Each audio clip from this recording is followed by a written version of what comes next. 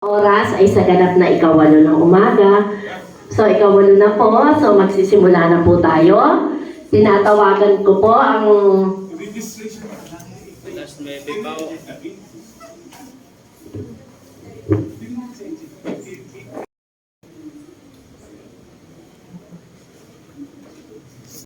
Okay po. So, irerespeto po natin ang bawat isa. Kasi bawat isa ay mayroong karapatan. Hindi pa na maganda dyan yung maging palaanakin lang. Kasi ang notion doon sa unang katuruan sa Genesis, nung sabi, humayo kayo at magparami. So, nakalagay doon sa Bible, palaanakin. Magpalaanakin kayo. So, palaanakin, biologically, manganganak talaga para mapuno yung mundo. Kasi noong time na yun, wala pa namang tao sa mundo. Meron ba?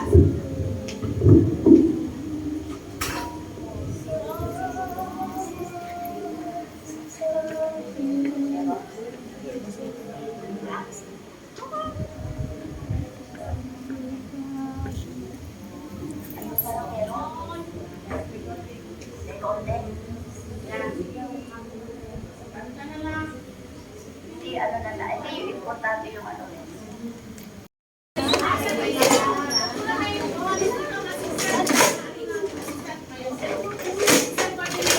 na ang aming batch 3 formation.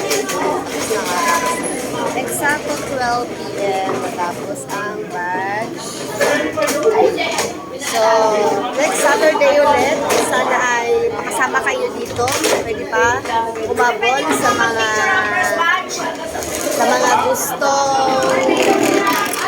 gustong maglingkod sa simbahan. Pwede pa kayo umabot next Saturday. So, yung mga sa Kingston, mga sa Kingston, mag-readers.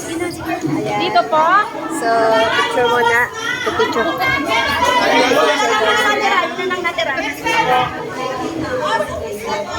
Ayan. So, picture mo na. Picture taking daw mo.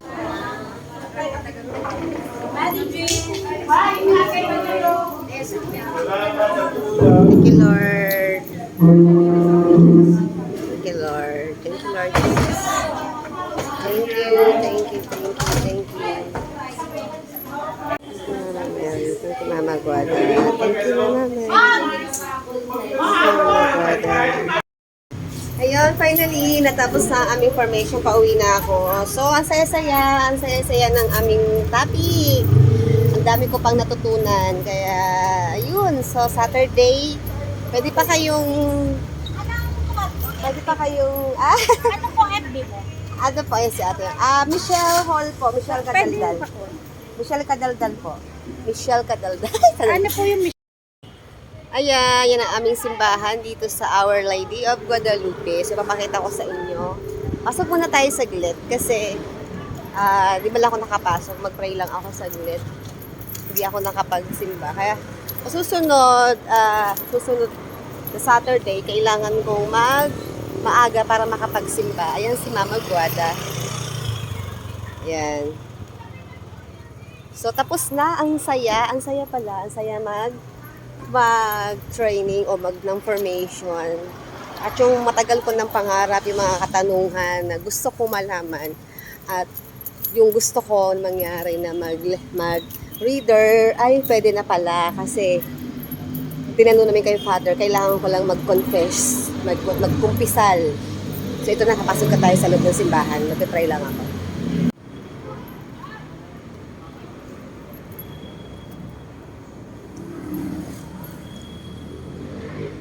Ito yung simbahan namin. Ayan, dito. So, dito ako nagpe-pray kapag nagsisimba at pag gusto kong pumunta dito. Ayan, yan ang aming simbahan. Yan ang kumpisalan. Hi, Lord.